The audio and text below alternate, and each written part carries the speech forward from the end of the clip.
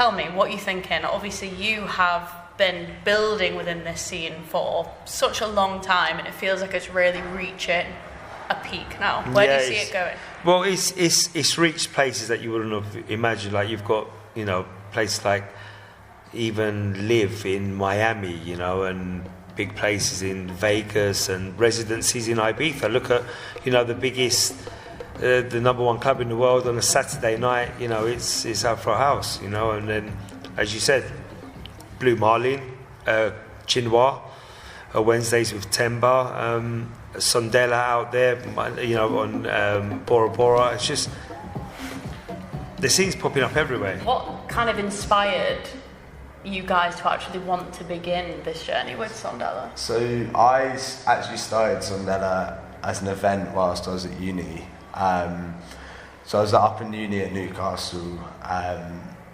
I got to the next stage in my DJ career when I wanted to put on my own night. Seth came and played for me on the evening, and then that was that. Like, I had the one event, I wanted to keep it rolling, COVID happened, so the next logical step from that was that we still wanted to share the music.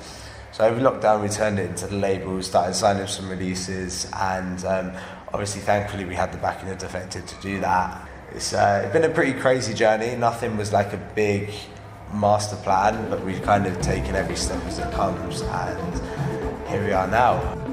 So many people from the outside will look at this genre of music and think it's only just started to have its moment now, that it's just kind of popped up out of nowhere. And I can't think of many people to ask this question to that would know better than you, to be perfectly honest, because you've been in for the ride for such a long time, and you know that this is not just a hype that's popped up out of nowhere. No, I think when the scene even went and landed a big residency on the island in Ibiza, people thought that was like a sudden thing. They were like, who's this DJ, or what's this music? Like, how is it so fresh and so successful? People don't know that it's minimum 20 years in the making. If you start from like recent, it's techie, housey, Afro house. If you go back a bit, it was Afro house. If you go back a bit, it was tribal house. If you go back a bit, it was SA house. If you go back a bit, it was Kwaito, you know. Of course, the music is just one aspect of all of this. Like, particularly given where a lot of artists you're very close friends with and you've kind of pushed, you know, throughout for so long with, the journeys that they've been on and the adversity that I have no doubt they've had to kind of push through. Like, you must walk into sometimes high and think, fucking hell, like, this is actually happening, like... Every single week. Yeah.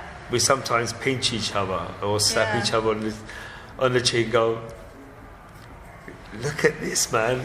If you want to talk about moments like, you know, Drake walking down from the VIP, coming into the booth, and he's like, you know, peak moment in the residency. For me, the music is incredible and like works so amazingly in the event space and is so accessible to absolutely everyone. And like, I just think that more people need to stumble upon it and discover it, because they don't even know what it is.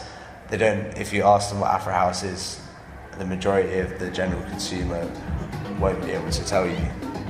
I actually think it's such a versatile type of music as well that really can lend itself to like a day party, a beach club, or a club, or, you know, a club at night time like you guys are doing right now. I think it's like incredibly 100%. Matched.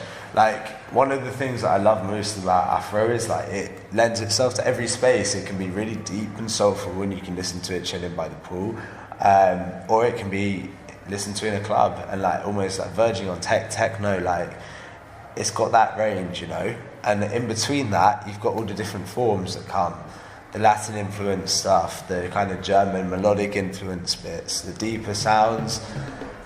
It ranges the whole way through, and that's so interesting to me as to how this space hasn't been explored more. It feels like sometimes the music is obviously in very sort of lovely, swanky, luxury kind of clubs that maybe are a bit inaccessible for some people. Yeah, definitely, yeah. And I was like, I love it that it's in Hackney. I look around at the crowd, it's such a mixed bag of like different types of people, and it's kind of making the music accessible, which I think is, just as a vibe I've picked up being here, really important, I think. Different genres, they attract a specific type. Like, you've really got to be into the music. You've got to be like a head. Yeah. You know, you've got to be a house head to listen to it. I think this sound that everyone's coming out with now, it's quite sociable, very sociable. It's hip swinging, it's cocktail bar, beach bar, it's club. So, some friends of mine are here tonight, and their friends, you know, have wanted to come to this Afro house night. You know, they're like, wow, this brand new scene. You know, for us, it's 20 years, maybe more in the making, but you know, it's fresh. It's reaching radio. It's reaching the clubs.